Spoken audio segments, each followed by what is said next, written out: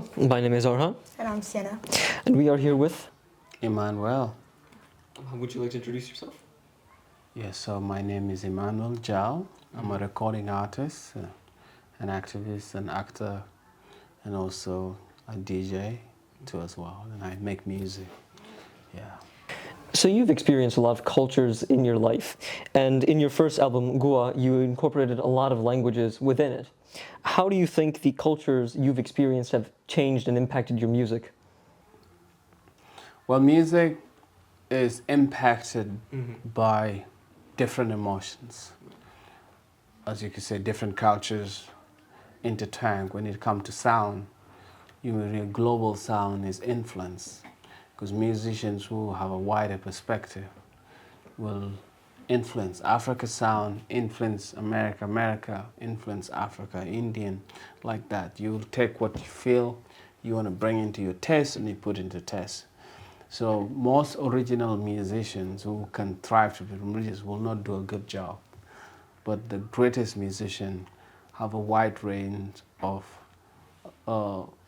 learning from different sounds, different cultures, and then bringing something good out of it. Your story has brought hope to so many people around the world. How do you feel about sharing your experiences as a way to connect with others facing their own struggles? Basically, I share my experiences mostly for social emotional learning. So right now I figure out that the heroes that I look up to in the past all went through challenges. And they wrote books, and in their books, what challenge they experienced and how they overcome them. And so right now, the way I look at things, every challenge is like a gift that you have to unwrap. It's a puzzle that you have to figure out the code on how to open it. From 2008 to 2010, you participated in a fast to build a school. How do you think, what was this experience like for you? It was a challenging experience because I was eating 1 meal a day, which impact my health later. The greater things about it is we raised funds to actually refurbish and build a school. How did you first discover music, and what made you realize that it could be a tool for peace and healing? What I had in mind was just what I had imagined can happen through music. At that time it was a challenge because I wasn't a musician. So I had to figure out and learn fast how to write hooks, how to write my own music, and also go through so many challenges. Like I have like 7 or 8 albums out, and figuring out how to find your space.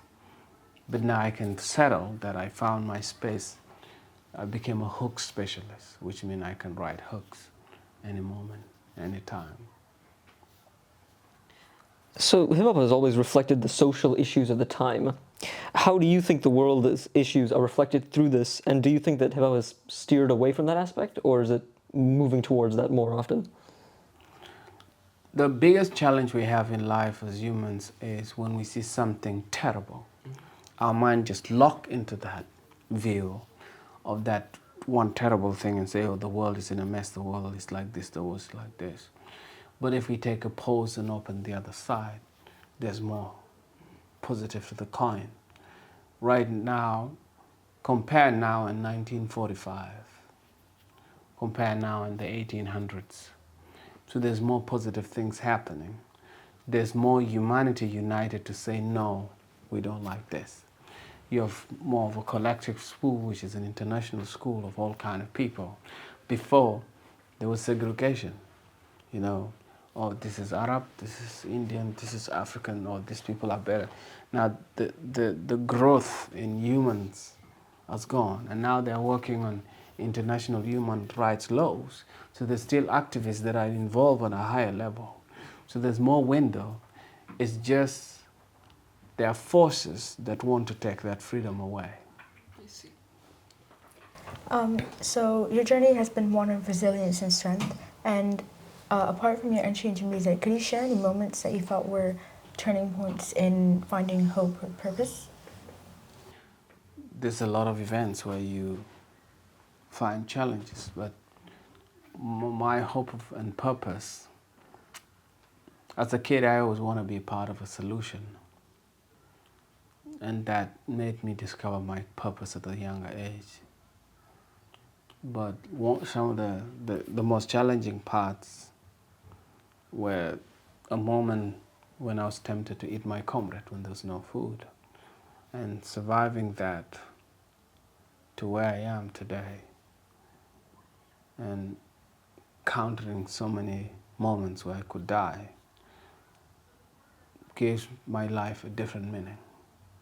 Knowing that I'm in this world for a reason, and for that reason, let me walk in that path and learn as much as I can. So discovering my purpose has helped me attain the equanimity, the tranquility that it has given me to be able to have that intellectual humility, so I could be able to find better ways to serve humanity. What would you think are the greatest influences on you, both as a person and as a musician? I'm a person that learns easily, quickly, from different aspects. So you could have Bob Marley musicians, you could have Tupac musicians, you could have Run DMC, you could have Lucky Dube, you could have Kofi Olomide, the Congolese musicians, Kenyans musicians. So there's different signs. You have Afrobeat right now.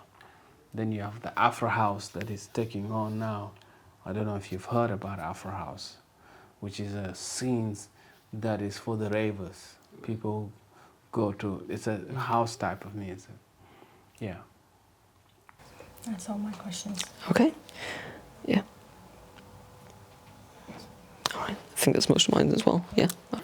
All right, you gave it. Thank you. Jal, is there anything you want to add? A message you want to add? Like what? Do you have A bit anything? more high energy, just to the kids.